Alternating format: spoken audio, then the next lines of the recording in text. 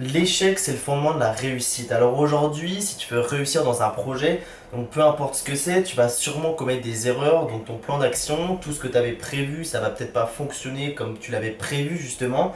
Et c'est grâce à ça que tu vas pouvoir progresser, que tu vas pouvoir t'améliorer. Alors l'échec, c'est la première étape vers la réussite et les nouvelles habitudes, c'est la première étape vers le progrès. Et si je te fais cette vidéo, c'est pas pour rien. Il y a quelques mois, je suis parti à Marseille, donc j'ai gagné une compétition qui m'a permis de me qualifier pour la Coupe de France de freestyle football en juin prochain à Lille. Et la semaine dernière, donc je suis parti à Nantes pour une autre compétition.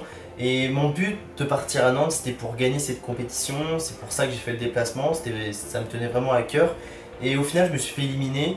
J'avais trop confiance en moi sur ce que j'allais faire et au final, je me suis complètement planté. Et cette défaite, justement, ça m'a fait prendre conscience de plusieurs choses. Donc la première chose, c'est que cet échec, justement, il a eu plus d'impact que sur ma victoire dont je te parlais quelques mois plus tôt à Marseille. Ça m'a permis de me remettre en question, de reprendre et de recréer certaines bonnes habitudes que je faisais avant et que j'avais perdues au fil du temps. Mais c'est surtout que je prends cette défaite comme un réel apprentissage. Ça m'a permis de me montrer que je pouvais échouer, ça m'a permis de me montrer mes faiblesses malgré les bonnes performances que j'avais fait quelques mois plus tôt. Le véritable problème de cet échec justement, c'est que je m'étais pas du tout préparé pour cette compétition.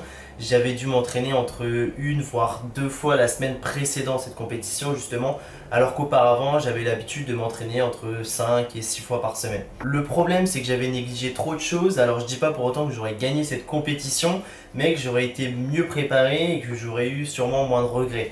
Maintenant cette expérience qu'elle m'a appris, c'est que justement ça m'a permis de retrouver quelque chose qui me manquait depuis quelques temps, c'est-à-dire une bonne dose de motivation. Et peut-être que toi justement tu as échoué au cours de ton projet, que tu te demandes comment réagir face à ça, comment et pourquoi tu n'as pas eu les résultats que tu t'étais fixé, peut-être parce que tu as peur de te planter, que tu te demandes justement comment réagir face à cet échec. Moi ce que je pense c'est que l'échec il faut le voir comme une opportunité de devenir meilleur dans ce que tu fais déjà. Et cette défaite justement, moi ça m'a permis de remettre en place un nouveau plan d'entraînement, un plan d'entraînement plus efficace, de revoir mon niveau d'exigence. Et ce que je pense c'est que justement plus tu vas avoir ton niveau d'exigence plus haut, plus tu vas le revoir à la hausse, plus tu vas avoir de chances d'avoir de meilleurs résultats dans ce que tu fais. Alors je dis pas que tu peux accepter l'échec du jour au lendemain, donc c'est dur à digérer, c'est dur à comprendre, parfois il y a des injustices, mais justement à partir du moment où tu as compris l'erreur que tu as fait, tu peux que essayer de t'améliorer en remettant en place des nouveaux plans d'action, en mettant en place des nouveaux schémas. Et c'est comme ça que tu vas pouvoir t'améliorer, tu vas pouvoir progresser et éviter de refaire ces mêmes erreurs. Aujourd'hui, je vais te raconter une histoire, c'est celle de la plus jeune championne olympique du 100 mètres. Cette championne, c'est Betty Robinson, donc c'est une sprinteuse américaine qui a remporté la médaille d'or aux Jeux Olympiques d'Amsterdam en 1928. Quelques années plus tard, elle décide de prendre un avion qui va s'écraser, donc elle va subir de graves blessures. Elle va rester plus de 8 mois dans le coma. Et à partir du moment où elle est sortie du coma, elle s'est entraînée très dur pour les prochains Jeux Olympiques.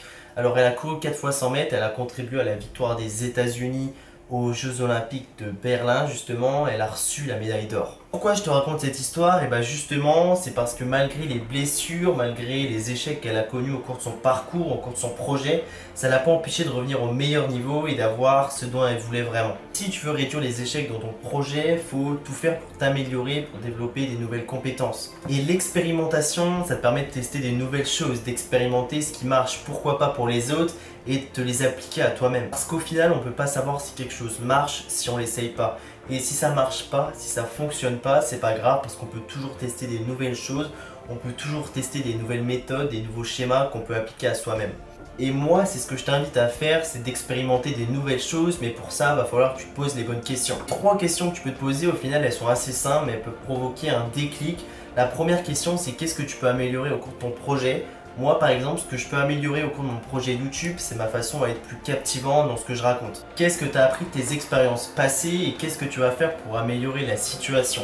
Dans mon cas, c'est très simple. Ce que je vais faire et ce que j'ai déjà commencé à faire, que j'ai déjà commencé à mettre en place, c'est de mettre en place un nouveau système, un nouveau rythme d'entraînement, de reprendre un rythme justement de quand j'avais gagné à Marseille, de reprendre un rythme correct, de repartir sur des bonnes habitudes et d'appliquer des nouvelles choses, d'appliquer des choses qui pourraient marcher, qui pourraient me rendre plus performant dans ce que je fais à un système qui marchait déjà auparavant. En gros, ce que je veux dire, c'est que ça a été de supprimer toutes les choses qui n'allaient pas dans mon entraînement et de les remplacer par des méthodes qui pourraient me rendre plus efficace, qui pourraient m'apporter des meilleurs résultats, tout en faisant des choses que j'aime et que j'apprécie.